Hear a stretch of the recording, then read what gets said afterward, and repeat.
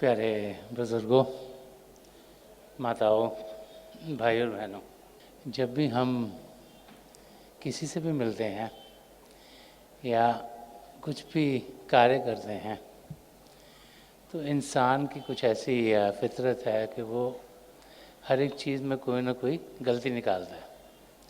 अगर आप ऑफिस में काम करेंगे तो आपको लगता है कि शायद बाकी लोग इतना अच्छा काम नहीं कर रहे।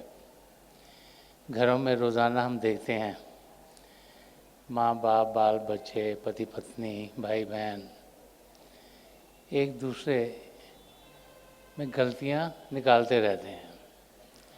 इंसान अपनी तरफ से तो ये सोचता है कि गलतियाँ निकाल के शायद वो कुछ बेहतरी करेगा, लेकिन वो भूल जाता है कि जब हम किसी में गलती निकालते हैं तो तकलीफ़ें कितनी उनकी ज़िंदगी में और हमारी ज़िंदगी में बढ़ जाती हैं।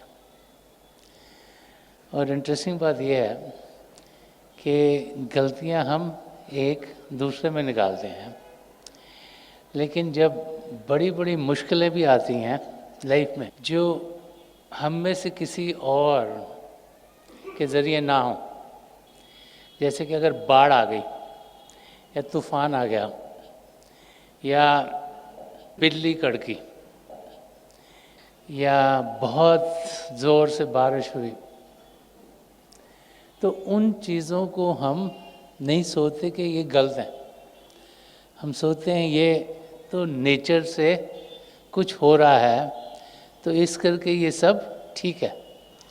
चाहे अगर भूचाल आ जाए या कोई और जैसे वोल्केन्स आ जाती हैं, बहुत बर्फ़ पड़ती है, तो उनको हम नहीं सोचे कि ये नेचर ने बड़ी गड़बड़ कर दी और ये खराबी हो गई, वो खराबी, उनको भी टेकन इन स्ट्राइड।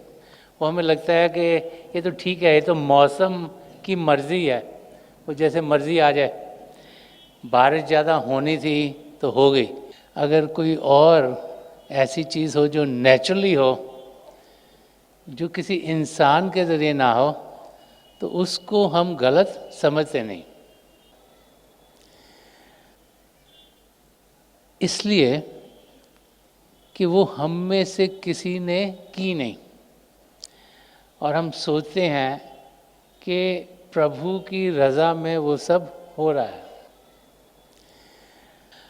अब जब हम सत्संग में आते हैं, और सत्संग में हम इसलिए आते हैं कि हम अध्यात्म के रास्ते पर चलना चाहते हैं, और जब हम अध्यात्म के रास्ते पर चलते हैं तो सत्संग में आकर हमें रूहानी रास्ता क्या है इसकी जानकारी होती है।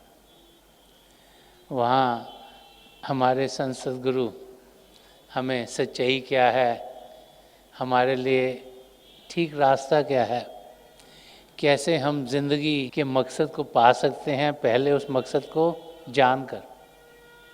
वो मकसद क्या है, जब ये चीज़ें हमारी समझ में आती हैं तो हमारा रिश्ता नाता अपने सद्गुरु के साथ बढ़ना शुरू हो जाता है।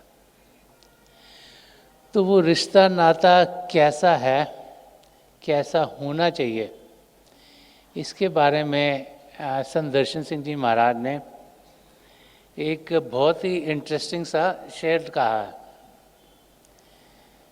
जब हम शुरू में सत्संग में आते हैं तो हम अपने संत सद्गुरु के वचनों को सुनते हैं, और क्योंकि हम कई जगह से होके आए होते हैं, हम अपनी तरफ से उनको चेकआउट करने की कोशिश करते हैं। हम कोशिश करते हैं अपने आप का जितना नॉलेज है, जितनी समझ है, उसमें देखें कि क्या जो ये हमें बता रहे हैं वो ठीक है कि नहीं है ठीक। तो उनको जज करते हैं अपनी अपनी लेवल से, और जिस किस्म के सवाल हमारे अंदर हों, जब उनके जवाब हमने मिलने शुरू हो जाते हैं तो फिर हमारा विश्वास उनमें बढ़ना शुरू। और जैसे जैसे उनके बताए हुए रास्ते पर हम चलते हैं और हम अपने अंदर असलियत का अनुभव करना शुरू कर देते हैं, जैसे ज्योति का हमें दर्शन होते हैं, प्रभु के शब्द को, ध्वनि को हम सुनना शुरू करते हैं, तो हमारा यकीन बढ़ना शुरू हो जाता है कि ये रास्ता सही है, इसका हम अनुभव कर पा रहे हैं। इसीलिए संत कृपाल सिंह जी महाराज बार बार फरमाते थे कि सीइंग इज अबव ऑल, कि अपने आप अनुभव करना, प्रभु की ज्योति के दर्शन करना, प्रभु की ध्वनि को सुनना, ये सबसे ऊंचा है, क्योंकि ये हमारा अपना अनुभव है। ये किसी ने हमें कहा नहीं, हमने किसी किताब में पढ़ा नहीं, तो ये एक्सपीरियंस मैंने खुद करा है। और जो इंसान खुद एक्सपीरियंस कुछ करता है तो उसकी फिर उस एक्सपीरियंस के लिहाज से उस चीज़ में विश्वास होना शुरू हो जाता है। और जब जैसे जैसे हम रूहानियत के रास्ते पर कदम बढ़ाते हैं, और वो कदम अंदरूनी कदम है, जब हम अंदर की दुनिया में बढ़ते हैं, तो हमारे सद्गुरु की मदद क्या है, वो हमारे लिए क्या करते हैं, इसकी थोड़ी थोड़ी जानकारी हमें होनी शुरू होती है। तो संत दर्शन सिंह जी महाराज, जिन्होंने हजूर बाबा सावन सिंह जी महाराज और परम संत कृपाल सिंह जी महाराज को बहुत नज़दीकी से देखा, जिनकी ज़िंदगी में कई अनुभव रूहानी हुए, जो अंदरूनी यात्रा पर छोटी सी उम्र में गए, 5 साल की उम्र में ही उन्होंने वो चाहा जो उनके पिताजी संत कृपाल सिंह जी महाराज ने पाया था। तो शुरू से उनकी अटेंशन रूहानी रास्ते पर थी। तो उनके अपने अनुभवों ने उन्हें उस सीमा तक पहुंचा दिया जहाँ शिष्य जब वो थे तो उन्होंने बहुत कुछ शिष्य और गुरु के रिलेशनशिप और गुरु क्या है और उन्हें अपनी ज़िंदगी में क्या मिला उसके बारे में लिखा।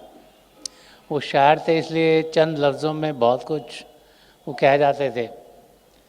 और आम इंसान तो जब किसी संत सदगुरु के पास पहुंचता है तो वो कैसे बात करते हैं, कैसे चलते हैं, कैसे किसको मिलते हैं, हम सब अपने दिमाग में एनालाइज करना शुरू कर देते हैं।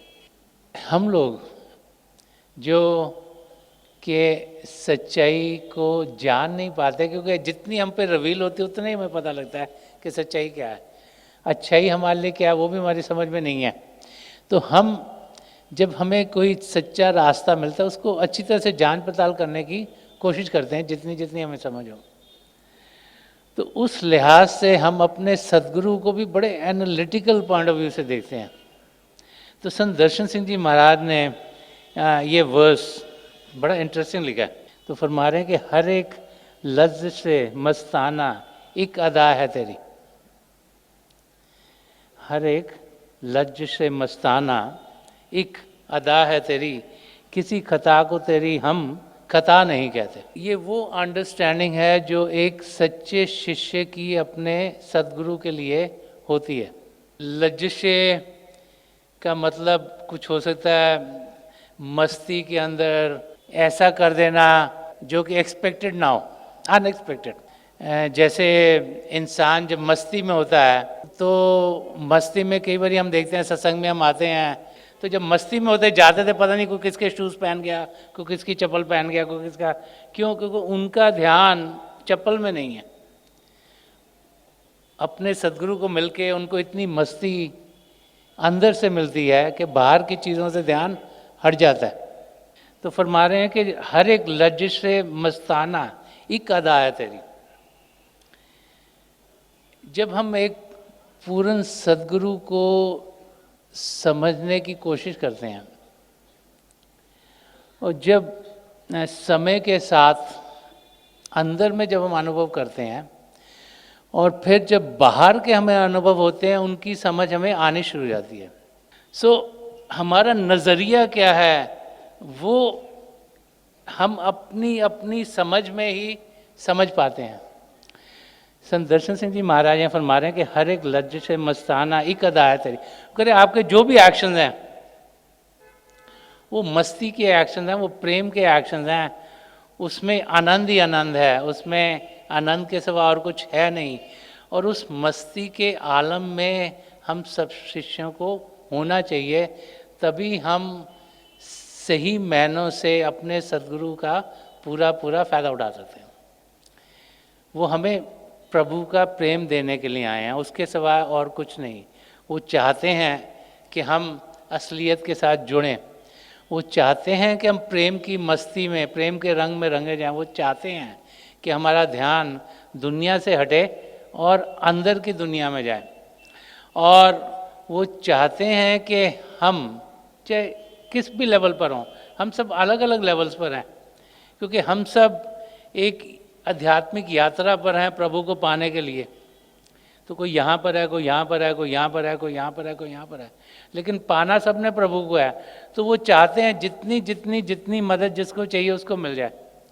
जो यहाँ पर है उसको शायद थोड़ी सी मदद से काम हो जाए, जो बहुत दूर है उसको शायद बहुत ज़्यादा मदद चाहिए, क्योंकि हम सबके कर्म अलग अलग हैं। हमारे पिछली लाइफ्स में हमने क्या क्या किया, हमारी आत्मा के साथ क्या क्या कर्म जुड़े, सबके अलग अलग हैं। तो जो जो जिसको चाहिए उसको उतना उतना ही मिलता है। और अगर हम ये सोचें कि इसको क्या मिल रहा है, उसको क्या मिल रहा है, उसको क्या, हमको तो पता नहीं कि मिल क्या रहा है, तो बाहरी रूप से देख रहे हैं, तो हमारे लिए क्या बेहतर है ये हमारी समझ में नहीं आता, क्योंकि हम अपने दायरे से देखते हैं। तो हम लोगों को अपने सदगुरु को कैसे समझना है, वो संत दर्शन सिंह जी महाराज हमें यहाँ समझा रहे हैं। और वो समझ आती तब है जब हम अंदर की यात्रा में जाते हैं। इसीलिए उन्होंने फरमाया कि खाक से ताबा क्या कशां, हमने तो जब किया सफ़र, इश्क मिला कदम कदम, हुस्न मिला नज़र नज़र। कि जो अंदर की यात्रा है ये प्रेम की यात्रा है, खूबसूरती की यात्रा है। यहाँ पर जो भी जाता है वो प्रभु के प्रेम के रंग में रंगा जाता है, और वही रूहानियत का सही पहलू है। सद्गुणों का होना बहुत ज़रूरी है, सच्चाई से जीना बहुत ज़रूरी है, नॉन वायलेंट लाइफ जीना बहुत ज़रूरी है, नम्रता से जीना बहुत ज़रूरी है, किसी के मददगार होना ज़रूरी है। ये सब आउटर साइंस है। अगर अंदर से कुछ हुआ नहीं तो बाहर के साइन करने का तो कोई फ़ायदा नहीं है। इसीलिए इनको स्टेपिंग स्टोन्स ऑफ स्पिरिचुअलिटी कहा करते थे।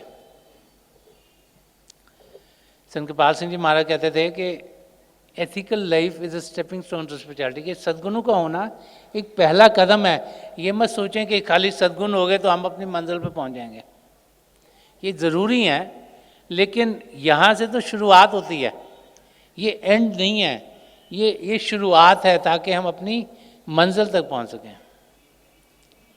हमें उस जगह जाना है जहाँ पर प्रेम ही प्रेम है, जहाँ कोई हलचल नहीं, जहाँ पर शांति शांति है, जहाँ पर आनंद ही आनंद है। और इसके बारे में कई महापुरुषों ने कहा है। कबीर साहब भी फरमाते हैं कि जहाँ बासा करे, ये जो है, जो बाज है, जहाँ बाज बासा करे पंछी रहे ना कोई। तो बाज क्या उड़ता जाता ऊपर ऊपर ऊपर, तो उधर कोई भी नहीं रहता। कहते सबसे ऊंचाई पर बाज आके उड़ते हैं। हमने भी उस जगह पर जाना है जहाँ पर हम प्रभु से एक में हो सकें।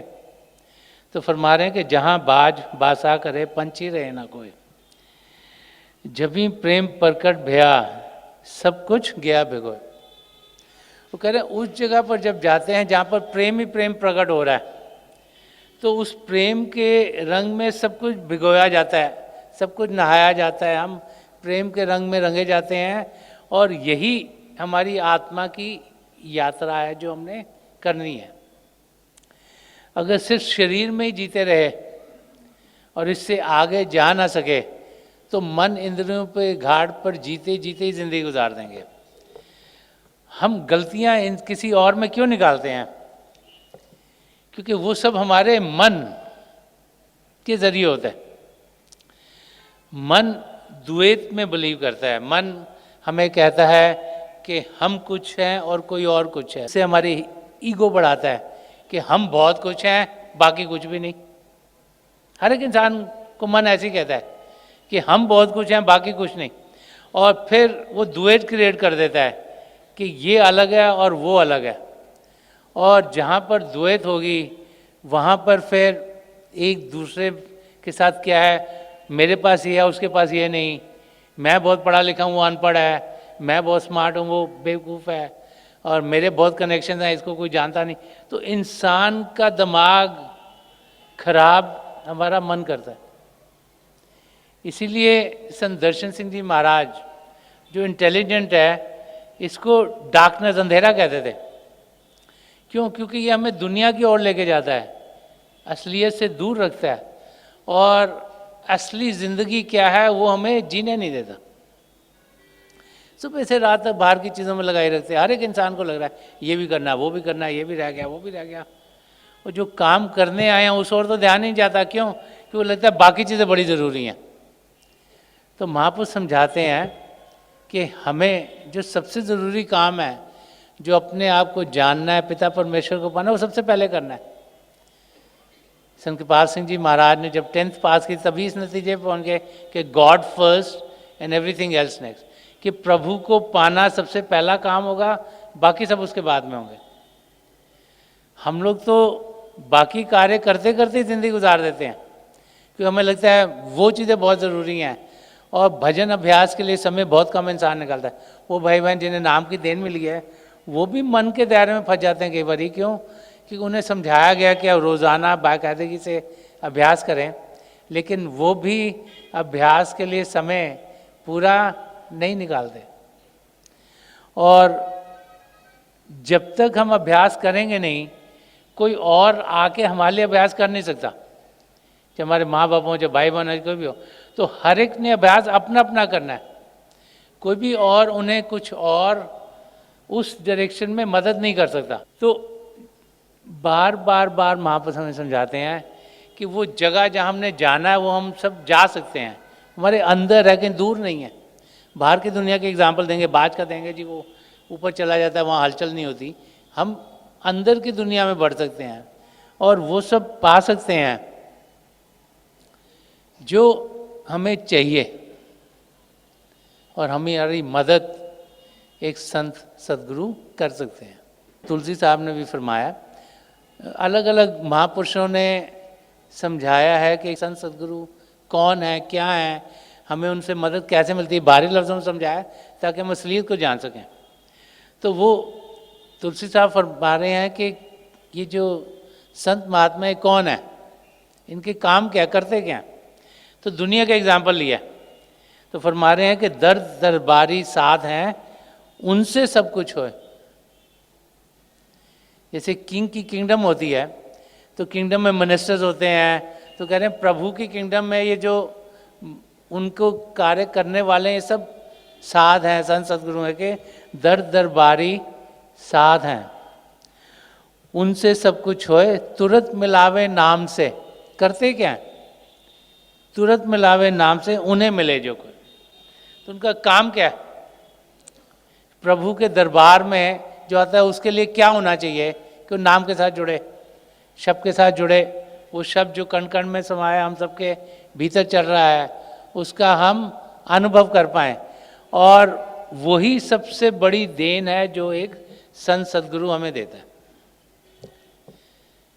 प्रभु का शब्द हम सबके अंदर चल रहा है, बड़ी तेज़ी से चल रहा है, 24 घंटे चल रहा है, लेकिन हम उसके साथ जुड़ नहीं पाते क्योंकि हम में वो ताकत नहीं, वो समझ नहीं, वो अटेंशन नहीं कि उसके साथ जुड़ें।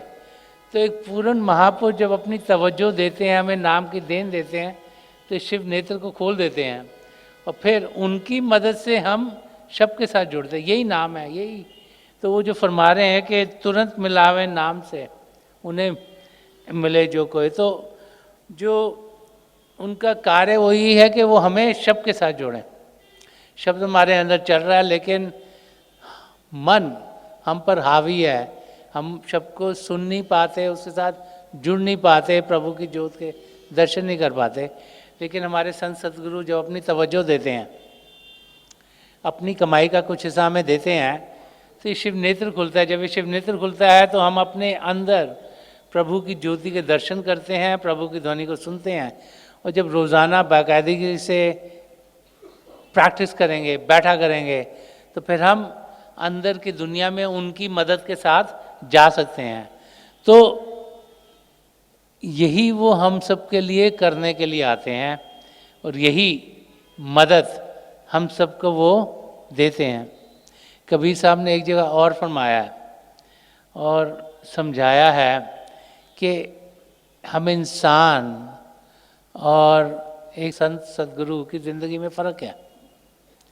तो फरमा रहे कि हद में तो सब कोई चले, बेहद चले सो साध। वो कह रहे जो दुनिया के नियम बने हैं उसमें तो हम सब चलते हैं, नेचर के जो नियम है उसके ज़रिए हम जीते हैं, उसमें चलते हैं कि हद में तो सब कोई चले, बेहद चले सो साध, हद बेहद दोनों चले, ताका मता आगात। कह रहे हैं जो साध हैं वो जो नेचर की हद है, जो उसकी कॉन्शियसनेस है, उससे परे जाते हैं, और जो शरीर में भी रहे और अंदर की दुनिया में भी जाए, जो कि हद बेहद दोनों चले।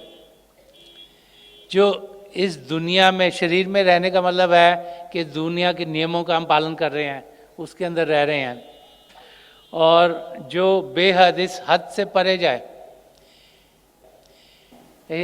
एक और दुनिया भी इसके आगे है जो रूहानी दुनिया है, जो उसमें भी जाए।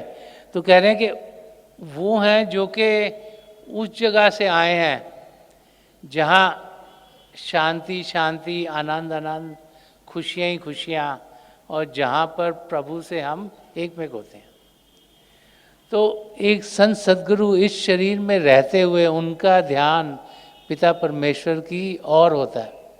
किसी ने हजूर बाबा सावन सिंह जी महाराज से पूछा कि सचखंड जाने में कितनी देर लगती है, तो उन्होंने अपनी आंखें बंद करी और खोल दी और कहा कि मैं वहाँ से होके आ गया। तो ऐसे महापुरुष जो एक क्षण में इधर से उधर आ जा सकते हों, वो ही हमें अपने साथ अंदर की दुनिया में लेके जा सकते हैं। और हम सब बड़े खुश नसीब हैं कि हमें हजूर बाबा सावन सिंह जी महाराज, परम संत कृपाल सिंह जी महाराज और दयाल प्रसन्न दर्शन सिंह जी महाराज की दया मेहर मिली। इन महापुरुषों ने हमारी ज़िंदगी में प्रभु का प्रेम लाकर एक बदलाव डाल दिया। हम जो दुनिया की दलदल में फंसे थे, इससे निकालकर हमारा ध्यान उन्होंने प्रभु की ओर किया। अंदर की दुनिया में जाने का हमें रास्ता दिखाया और हमें समझाया कि कैसे ज़िंदगी के मकसद को हम पूरा कर सकते हैं। अब कुछ कार्य हमें भी करना है। बार बार संत कृपाल सिंह जी महाराज फरमाते थे कि जो दिन का 10वां हिस्सा है, जो 2-2.5 घंटे के करीब है, वो अभ्यास के लिए दें। हम उसे निकालें ताकि हम अपनी मंजिल तक पहुंच सकें। रोज़ाना बाकायदगी से अभ्यास करें तो हम अपनी मंजिल तक ज़रूर पहुंचेंगे। और डायरी भी हमें दी गई है ताकि हम अपनी ज़िंदगी को सही बना सकें, अच्छी बना सकें, खामियां दूर कर सकें। लेकिन सबसे ज़रूरी है अभ्यास करना। तो वो भाई बहन जो अभ्यास करते हैं, बाकायदगी से बैठते हैं, अंदर की दुनिया में कदम बढ़ाते हैं, वो अपनी मंजिल को ज़रूर पा लेते हैं। तो आज के दिन हम सब प्रण करें कि इन महापुरुषों ने जो हमें देन दी है उसका हम पूरा फ़ायदा उठाएंगे। और पूरा फ़ायदा तब होगा जब उनके बताए हुए रास्ते पर हम चलेंगे। हम सब उस पर चल सकते हैं, तेज़ी से चल सकते हैं, और हम अपनी मंजिल तक ज़रूर पहुंच सकते हैं।